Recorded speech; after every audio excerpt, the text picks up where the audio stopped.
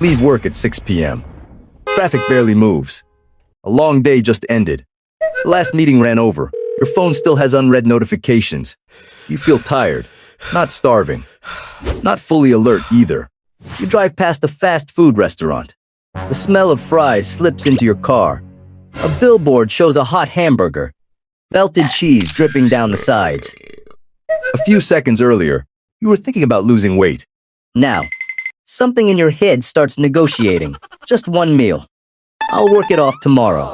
I had a long day. 15 minutes later, you're sitting in front of a meal over 1,000 calories. If this has ever happened to you, it wasn't really hunger that won, all day long. Your brain is working, answering emails, solving problems, making decisions, planning, managing emotions, self-control. Every decision uses mental energy. By the end of the day, self-control gets weaker. Psychologists call this decision fatigue. The fatigue of too many choices. It doesn't mean you lose control completely, but your brain starts preferring the easiest option, and high-calorie food is often the easiest option available. Hunger doesn't always start in your stomach. Sometimes it starts in your eyes, in a smell, in a picture, in a memory. You can eat lunch a few hours ago. Your body still has enough energy, but the moment you see appealing food, something changes. The brain reacts to reward, not just energy needs. When you see food high in sugar, fat, or salt, the brain's reward system activates. Dopamine is released. Dopamine is not really a pleasure chemical. It's closer to a motivation signal. It creates wanting. It pulls your attention toward reward. It makes food feel more important than it was a moment ago. That's why you can finish dinner and still want dessert, still want ice cream, still want something sweet. At that moment, it's no longer about hunger. It's about reward circuitry for most of human history. There were no supermarkets, no refrigerators, no 24-hour food delivery, no constant access to calories. Food was uncertain. A high-calorie meal wasn't guaranteed tomorrow. So the brain learned a simple rule. When energy is available, take as much as possible.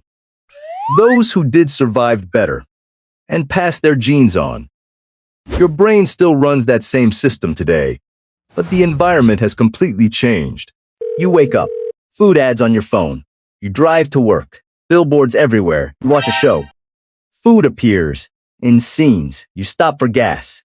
Snacks at the counter. You open an app. Food shows up in seconds. You are not searching for food anymore. Food is searching for you. That's why gaining weight is easier than losing it. You don't need to learn how to gain weight. No books, no courses, no effort. You just follow the brain's default signals. Eat when stressed. Eat when bored. Eat when watching TV. Eat when offered food. Eat when something looks good. Eat when you want comfort. Everything fits the brain's default program. Losing weight is different. It requires doing the opposite. Saying no to immediate reward for a future reward.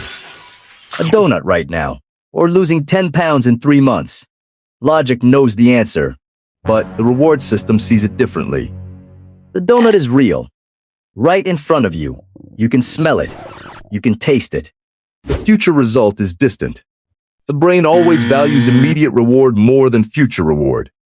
This is present bias, a very consistent human tendency, not just in eating, in saving money, in studying, in almost every part of behavior, and it gets harder after you start losing weight. You lose a few pounds. You expect things to get easier, but often they don't. At night, you sit on the couch. Food keeps coming into your mind. You open the fridge, close it. 10 minutes later, you open it again. You are not actually hungry, but something still pushes you toward food. Many people blame willpower at this stage, but something else is happening. Your brain does not know you want to look better. It does not know you want old clothes to fit again. It does not know you have a goal. It only sees one thing. Energy reserves are dropping. And it reacts. Hunger increases. Food thoughts increase. Cravings become stronger. This is not failure. This is the system doing its job. Tomorrow, you leave work at 6 p.m. again. Traffic is still there. The The smell of fries is still there. The hamburger is still there. Your brain is still the same brain. There is no switch to turn off thousands of years of evolution. That's why losing weight feels harder than gaining weight. One side goes with the brain's natural flow. The other side swims against